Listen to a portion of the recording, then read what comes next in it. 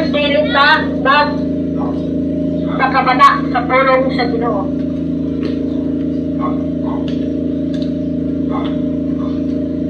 So, dahil ni sa pulong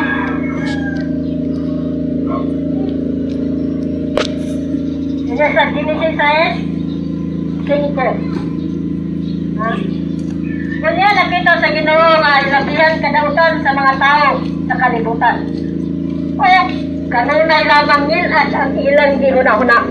Nagbasol siya, nagibuhat niya ang tao niya sa kalibutan ug nakapasubok kini kaniya. So mga Israel, nagbasol siya ang Ginoo, nagibuhat pa niya, gibuhat niya ang mga tao. Nagbasol siya nga nagibuhat niya ang mga tao nga ang ilang kanalanta, nagbuhat ang mga tao na dunay mag-daig, mag-ampo, mag-imaya kanila tungod kay siya ang naghatag ka na itong kinabuhi. Kaya naghatag ka na ito sa kaluwasan. Tuloon sa gibuhat sa mga tao. Basta nagkaroon ang Ginoo na nagpasol siya nga nung gibuhat niya ang mga tao. So, mga ison, nanaktak na sa ng pagkatagta ng mga katingkasan, magkakainin yung pili si Jesus Christ sa yung pagkatagta ng mga kinabuhi. So, kinabuhi ninyo si Jesus Christ. Nalayo ka na sa pagkakasaya. Ayaw mo pagbuhat ng mga sala. Buhat kayo kung magsigitan buhat sa pagkakasala. Mahasya sa Roma 6:23. Kaya ang bayad sa pagkakasala, mao ang kamatayon. So kung mga iyon, kung nagpadayon sa pagkakasala, sa katapusan niya mga adlaw, ato kitang bayran. Wala dili ato bayran nga atong buhat ng mga kasalanan. So ayan na ba ito mag-election kung ato sa atong pangan ni Jesus Christ? Wala na tayong kaluwasan. Karon ang panahon nga itubod sa Ginoo nga para nga maluwas ka mo.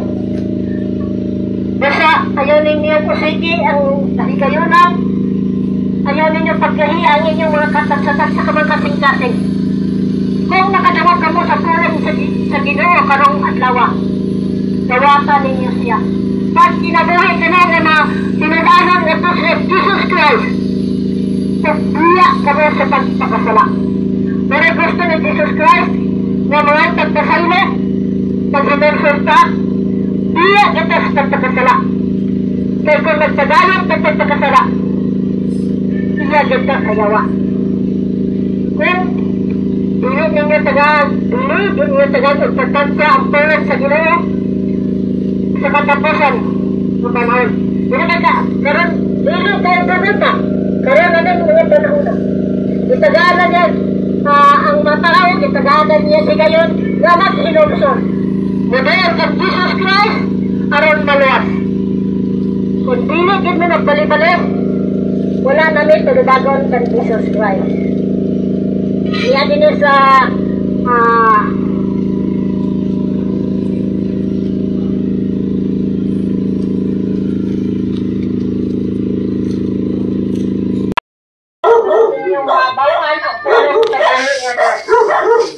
mabasa natin kung amoy mga Biblia. Kasalang sa 2:3. Akan pinagi usab sa pulong sa Dios. Ang kalagutan ko kakita, nakita kung sagana aron sa pinagi sa kalayo. Tandang sini alam sa adlaw ang mga dautan. Hukman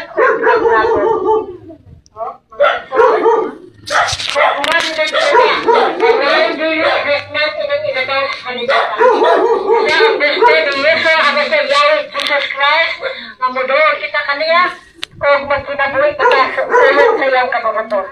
Magpalayo kita sa sala, pag-uhan nato atong kinabuhi.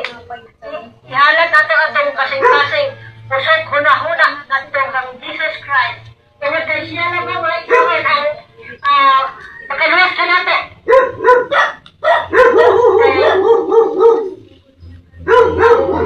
Ang pulong sa Ginoo, murading tanang ito. Sa panahon nga dili nato bili ang mga pulong sa Ginoo. Sa panahon nga natulog na kita ng Jesus Christ, ihuman kita.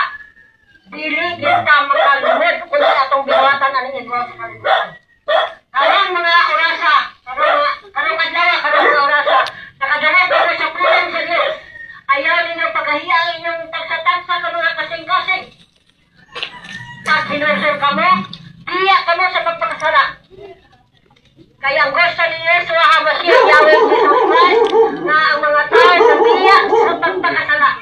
Nandiyan sa Ezekiel, nagayon ang Ginoo, dili ako malibay sa usa ka tawo nga mamatay nga usa ka makasala. Ang gusto sa Ginoo nga model kita kang Jesus Christ, mga tagpasay na, magkikita sa mga sala, mubiya kita sa mga sala. Mubiya kita sa mga sala. Sala, mga na, makaakto sa Ginoo. Kung dili ka nagbiya sa pagpakasala, sa pagbalik sa Ginoo, antay na kita magtulong, buhay ng Diyos, antay na treo sa buhay ng Diyos.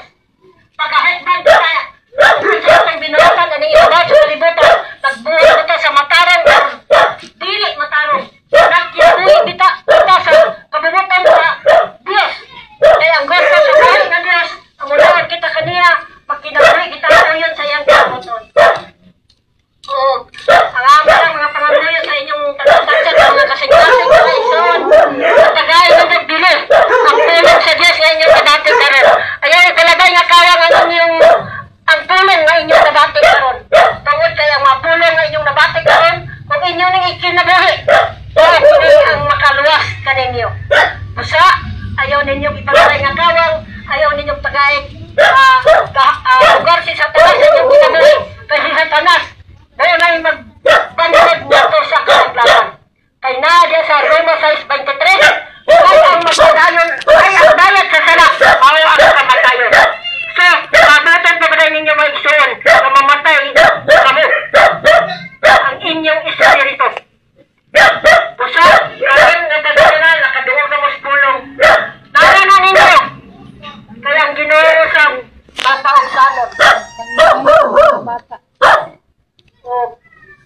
Mabuhat sila yatong kasing-kasing sa mga tao nga doon, kasing-kasing nga nagsilagtanon nga ito kaniya. Mabuhat siya sa mga tao nga doon ay kasing-kasing nga matinuuhon niya kaniya. Kaya walay malinaw sa buhi nga Diyos. Mandili, makita niya ang atong kasing-kasing, mabasa niya ang atong huna-huna. Dili kita kalimot mga isir, at panahon nga hunggan na tayo ni Jesus Christ. Dili kita makalimot, dili kita makaikot. Kaya ang tulong sa Ginoo, nabati naman nato. So, aming mga muyo, ayaw ninyo sa labay, kawag sa inyong sinabihin. Ayaw ninyo tungiran ang garbo. Templa ninyo ang garbo sa inyong kasing-kasing. Tungulay ang garbo, maugin din, makahatag nato sa pagkakit nato sa kalaklagan. Waan ninyo ang garbo. Kaya kanang garbo, yan ang matalang. Kung na kasing-kasing na mapausanon, mapailodan, dahil ng sunan nga ito sa buhay nga Diyos, doon na tayo puruhan na maluwas kamo. Hindi kamo maka-adto at lalang giandang sa Ginoo nga mao ang silot ng kamatayon nga mao ang impyerno. Kung sa kanang impyerno, wala nagrahata sa Diyos para sa mga tao. Ibuhat na sa Ginoo para na kang Satanas. Tungod kay makakasala siya. Malimbungon siya na alagad sa Diyos. Ayaw ninyo pabutan.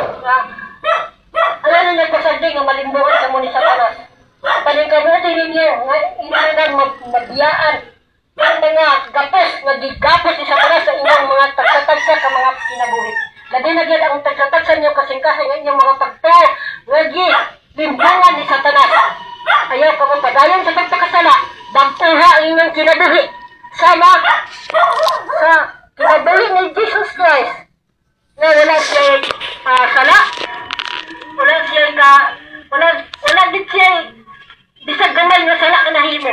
Pero kung siya gibuhat sa mga tao, siya dakdakan sa tanan ng mga kasalanan. Siya nag-antos ito sa krus tungod og alang sa atong mga kasalanan o paninguha